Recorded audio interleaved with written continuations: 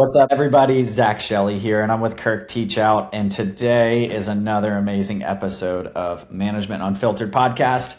Kirk and I were just talking about how much we love recording and doing this, and the feedback that we're getting from members. We actually got some messages this weekend talking about how the episodes have helped them with their style, with leading and learning about how to grow their practice, which has been super exciting. So today we're going to bring you another episode that is a subject that we haven't really talked about at all in this exact manner. And it's what nobody tells you about growth. So why scaling a practice changes everything. Because, a $1 million practice is not a $2 million practice, and it's not a $3 million practice. And things change. And I'm sure you all have felt that and wondering, wow, what do we do? How do we go from here? So Kirk, what are your initial thoughts on this subject before we dive into why bigger practices create bigger problems? My initial thought is that, yeah, I mean, it takes a different person, and I've always heard, what got you here is what's not going to get you there, right?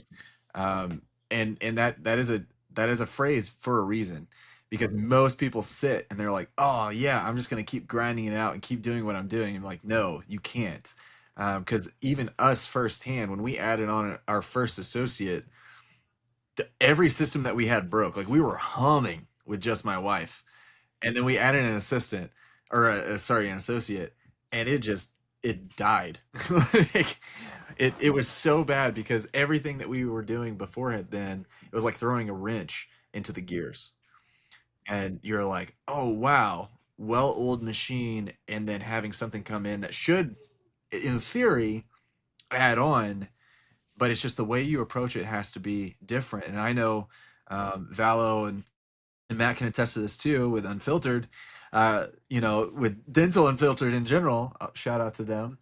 But with Valo going from zero to, I think, what he's at, 14 now, 14 offices, something like that.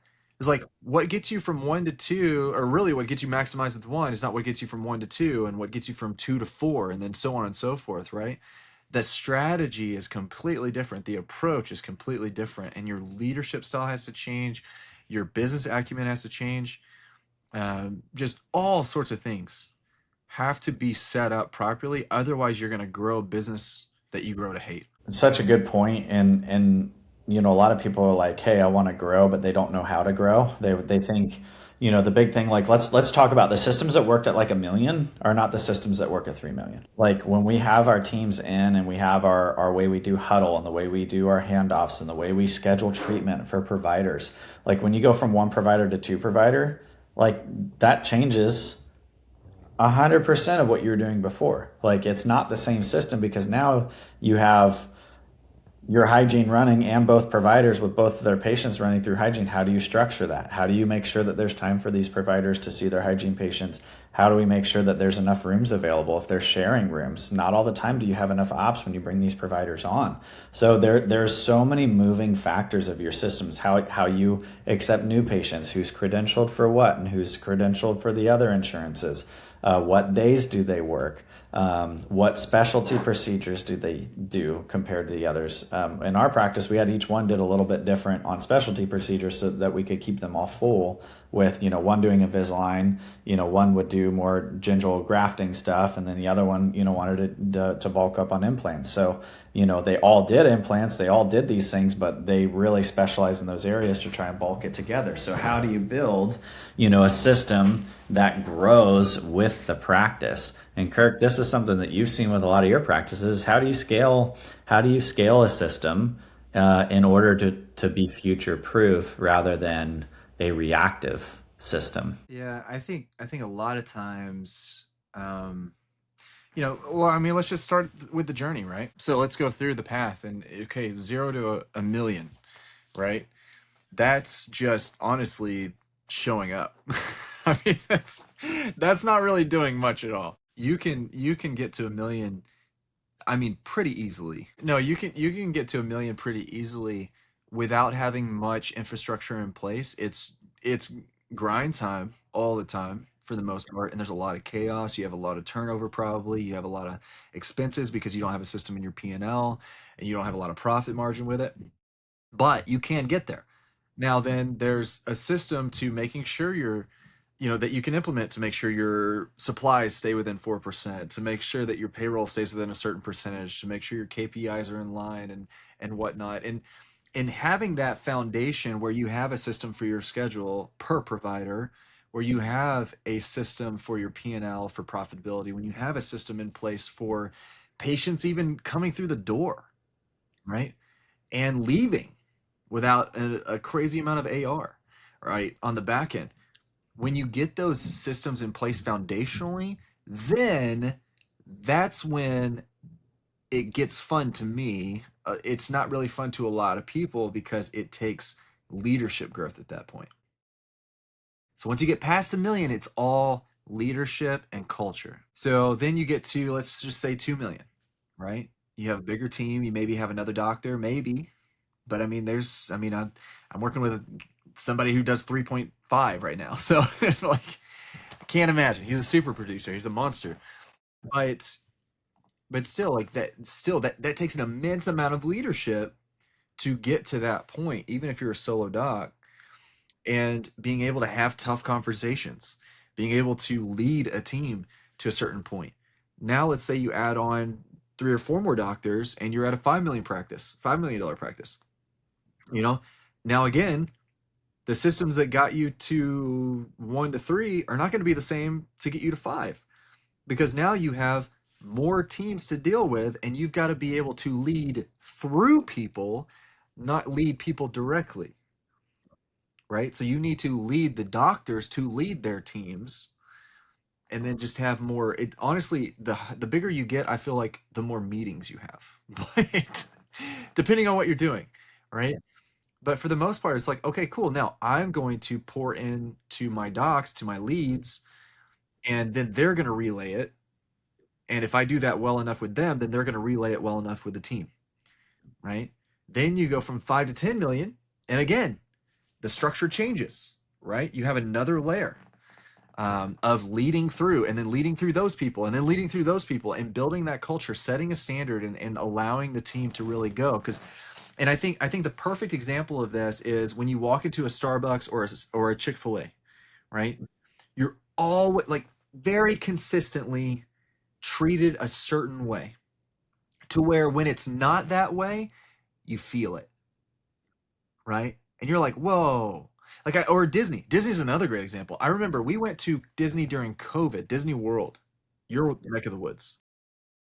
And I mean, we had been to Disney several times before this, but during COVID, everything fell apart. I mean, the service was terrible because everybody was leaving. They were rehiring all these new people. Like it was crazy, and the standard wasn't being set properly. That was between the old CEO and Bob Iger coming back, and all these, like, there was so much turnover and toppling there that it was falling apart, and the culture was just toxic. You could feel it enough to where the managers even weren't going above and beyond. And I was just like, oh, this is so bad. And we haven't been back since. Now, that's not necessarily because of that, but still, yet, I remember that. And that's the same thing you're dealing with in your practice. Once you grow to a certain level, you have to focus on culture, soft skills, and leadership. Well, and I think the big thing too, what you hit the nail on the head is when you're leading through people. I strongly suggest as your practice grows and gets bigger that you have an org chart, that your team knows who they are delegated to, their leadership is over them, and who to go to first. So it's not go straight to OM or who, director of the practice, because communication gets messy when you grow. Accountability gets blurry because we don't know who's leading who, and that's one of the big things that you have to put these systems in place as the practice is growing, because in turn you're going to need more hygienists, you're going to need more assistants, you have more doctors, you need more front office. Heck, you may even need more accountability, not accountability, admin staff, right? Of, whether it's a insurance coordinator, depending on what you need. There's more people, there's more funnels. So then you need to have that org chart so people know who they report to and who's keeping them accountable. Because that's where I feel like as you grow and you go to say that 1 million to 3 million, 3 million to 5 million, there's a lot of holes that you end up having to plug because there's no accountability, because there's no communication. There's not somebody in place to be able to hold you and say, hey, this is what needs to be done and this cadence, and have it happen. And those are some of the, like you said, Kirk, is the soft skills, and the leadership needs to change. So when you have that leadership change, you actually scale together with the business rather than the business going here and you're chasing after it. It's hard to climb that ladder when you're behind it. And then what ends up happening is profit loss. And then you start hitting these walls. For sure. And the first million is the hardest part to me, simply because that's where you have so much fixed cost. In a dental practice is your first million. Once you get past that first million, then there's only so much that goes up with it, right? And as you hit certain milestones like 3 million, 5 million, whatever it is, yes, you're going to tack on more people, which means you got to be cognizant of that. I know we've talked about in previous episodes of like, when is it necessary to hire another person, right? And honestly, your numbers can tell you that, right? And we have a system for that in general. But having the soft skills and the leadership to do that, and you touched on the point of having the org chart. The org chart's important on where people need to report to or where they need to delegate in general, but you also need to train, um, not necessarily parameters, but boundaries. So when we create this org chart, the management and leadership understanding, hey, when somebody comes to me with this, that it's not supposed to be coming to me, you have to turn them around and say, no, you're supposed to go here, not just take it upon yourself to then be that person to do it. So it takes some consistency and discipline, because yes, would it be easier if you just did it? Maybe. But again, you need to run without you and run efficiently the way it's supposed to run, not the way that it has run before. Well, and I think too, like you said, in that first million, there's a lot of fixed costs. But then there's a lot that, as we get busier, if you don't have systems in place from that first million, like say supplies, we talk about supplies a lot, you need to make sure that you budget it. The way we did it was off of our collection growth. We kept it always the same percentage of what the previous month of collections were. Well, and I like to average the last 3 months too, if that is helpful, right?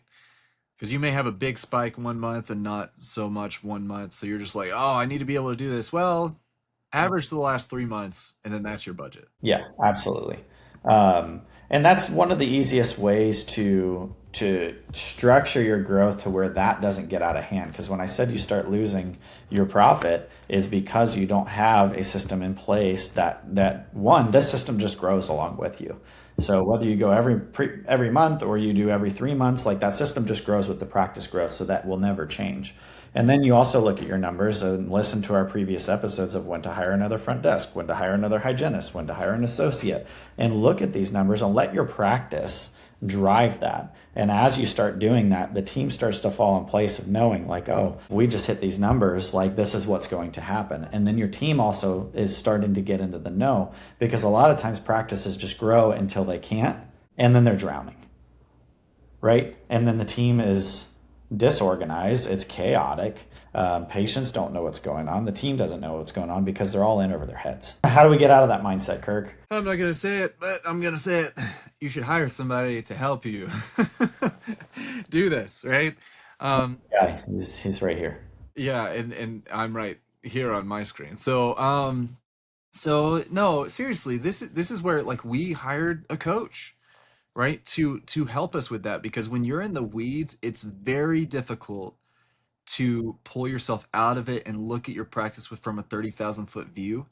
I use this analogy a lot when I'm obviously talking with potential clients, is like, look, the best part about a coach is that they should be looking at your practice from a 30,000 foot view. It's almost like if you've ever been to a corn maze, and there's always that one guy like on a crane or something that's just kind of sitting up there, and he can see everybody for the most part, right? And so you're going around the corn maze and you're lost, like you have no clue. You're just kind of aimlessly wandering around. But what's cool is the coach is sitting up there in the crane or the scissor lift or whatever, and is seeing you and is like, look, stop what you're doing, turn to the right and take 5 steps there, and then you're out. Your whole world opens up. It's as simple as that most of the time, right? It doesn't have to be hard. It can be simple stuff, unless you've gotten yourself into a really big pickle. Um, but for the most part, that's where experience is vital to me.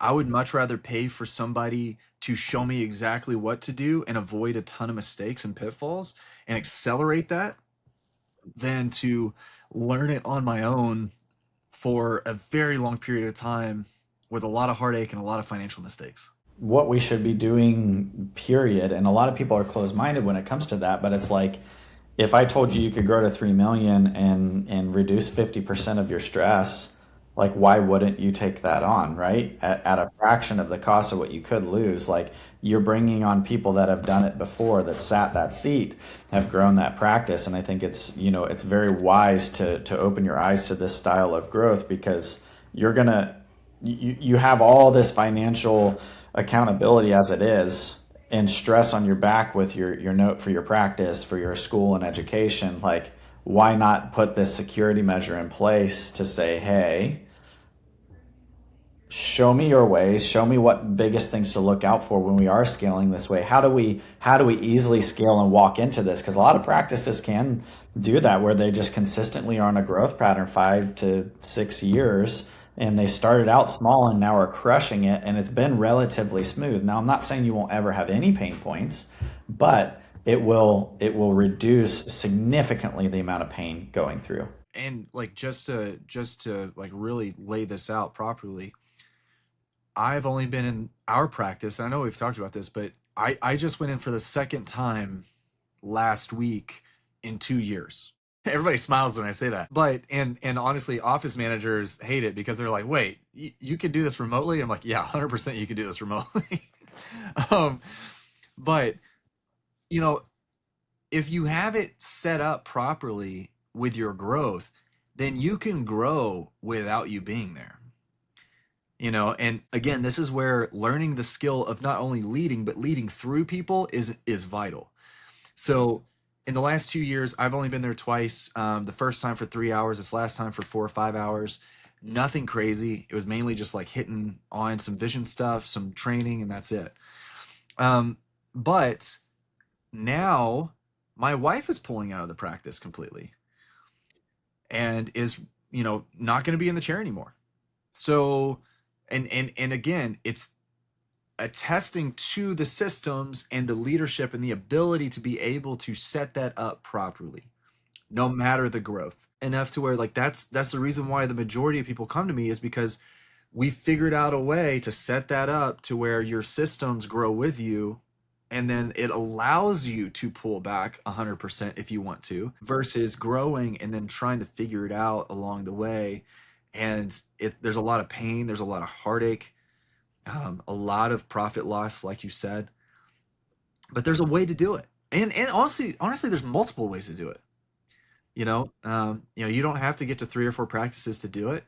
It just maybe honestly, your lifestyle doesn't have to change either. It's just trying to figure out what you need to do and be intentional on it and focus on it and drive down on it. What would you say are the biggest pitfalls that people, I mean, because you saw it, right? So you went from what, 2 to 5 million, right? When you started the practice, was it what? It was 3, and then it was almost 7. And yeah, I went to 7. Okay, so in that growth period, you saw, what were the biggest mindset shifts you had to make in that growth period to make sure that it continued to grow, not just like kind of plateaued where it was? Never getting into a place of complacency. Like when I went in, like we never had a time to just settle into one system. Like we were always building something for the next day, right?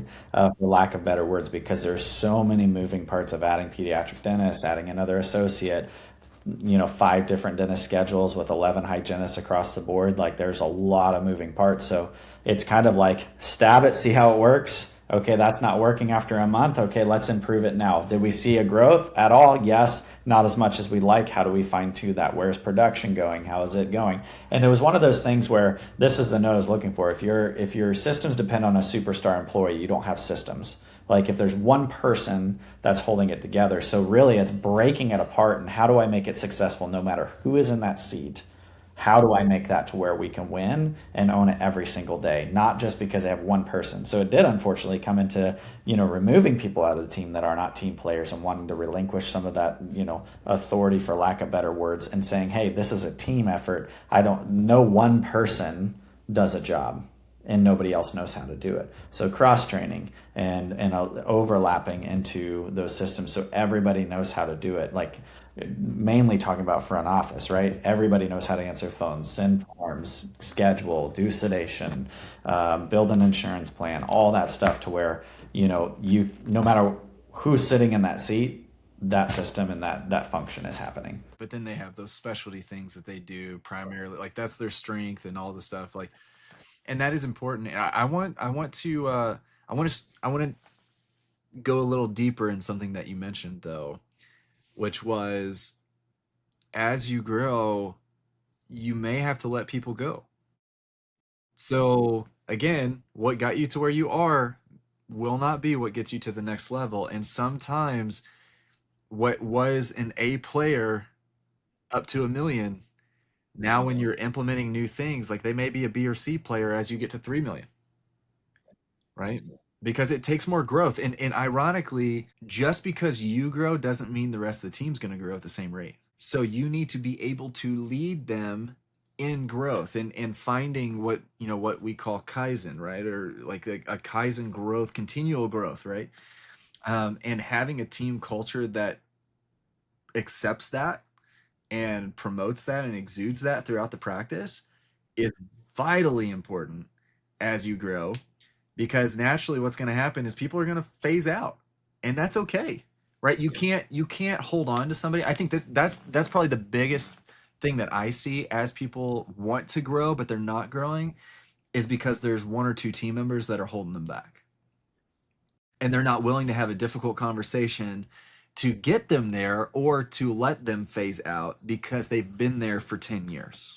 That can't be what holds the team back. The whole, like, you're doing the team and your patients a disservice by allowing that person to stay there. Yep, 110%. Couldn't agree more. It's always going to be the struggle is getting through those systems and those times of change that you have the team members holding you back more than anything else. It's not even the growth, it's just the person in the seat that you have to be willing to let go. Yeah, but setting the standard with them isn't as hard as what most people think, to me. Like, so I know a lot of times when you acquire practice, a lot of people are like, oh, half the team's going to leave or the whole team's going to leave within the first year or whatever. We kept the majority of that team when we acquired the practice for several years.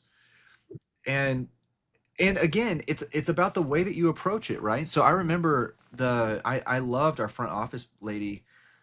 She had been there forever. She knew everybody in town. Her dad was the alderman, so everybody knew her family. Like, she was a wonderful person, and we knew eventually she was going to leave. Like, she was near retirement age, but we were like, okay, well, hey, we're gonna promote this growth, this continual growth, and see what happens. And at first, yeah, there was a lot of pushback, and we had that fear going into it, but we persevered and just kept going. Like, hey, stick with us. It's going to suck for a little while, but we're going to make it through. And this is where we're going to be on the other end. And this is how it benefits you. I think that's the part that most people forget. This is how it benefits you. Everybody's selfish. Like, you've got to let them know how it benefits them and why we're doing it to benefit them and the patients. The patients alone is not going to help them all the time. Like, how does it benefit them? And naturally, what happened over the next couple of years with that front office lady, the like it was funny. Like, I think we brought on a new front office person, and I was talking with her and like, yeah, we're gonna have some changes, and she was just like, oh yeah, we're definitely gonna have changes. But I've come to that realization. Like it's always going to be changing. I'm like, yes, exactly. And she wasn't always looking forward to it, but she was fine with it. Yeah, knowing that there's change always coming, like I said, not getting complacent, then your team's able to just know this is how it goes and this happens. It's a threshold. It's just like working out, right? If you stop working out, your muscles are going to do what? They're going to atrophy, right? So it's the same thing with change. Like if you're in a perpetual state of growth and change, and it doesn't have to be massive growth, right? We're not, TRTing, steroiding it in, right? We are simply doing a slow change. Sometimes we have a little bump, a little more than usual, but in general, it's just a slow grind of discipline. So I want to leave everybody with a question, Kirk, for them to think about and really take it back to their practice and see what needs to change there. And it's what in your office only works because one person holds it together. So what is one thing in your office that only works because one person holds it together? And I want you to look at that. And it's not to go in tomorrow and revoke all that from them, but say, how do I make this system function if they were to leave or were to get sick? Because that's the biggest friction I see with holding back growth is consistency and in your practice and the ability for somebody else to handle it if you can't. And it's really self-inflicted 90% of the time. So look at that. Listen to your office. Listen to yourself of what is the hard points and figure out who that is, what that is, and how to fix it. Yeah, I will have to say, just for an example, in our practice, it was the schedule. And if I wasn't there to do it, it was chaos. Like, and nobody knew what they were doing. And it was that realization during COVID that we realized, like, oh, we need to really standardize this to where if I died tomorrow, somebody could come in and simply look at it and be like, oh, this is where I need to put this. It can be as simple as that. And having the standardization really helps with that. But if you guys need anything, feel free to reach out at Kirk Teach Out on Instagram, Dental Office Management Leadership Network, Domlin on Facebook. I'm finally getting it without thinking about it. So There you go. Yeah. Great. no, we really appreciate you guys reaching out. We've been having more and more reach out lately about listening to the episodes, like Zach said at the beginning of the episode. So we really appreciate it. We're glad that you're finding value, but we want to continue to give that value. So if you have anything that you want us to touch on, please let us know. Give us 5 stars, subscribe, like, hit the YouTubes, all the things. Make sure to work out with Zach sometime if you're down in Florida. But either way, this has been another great episode of Management Unfiltered. We'll talk to you later. See you next time, guys. Come on, give me some. Yeah.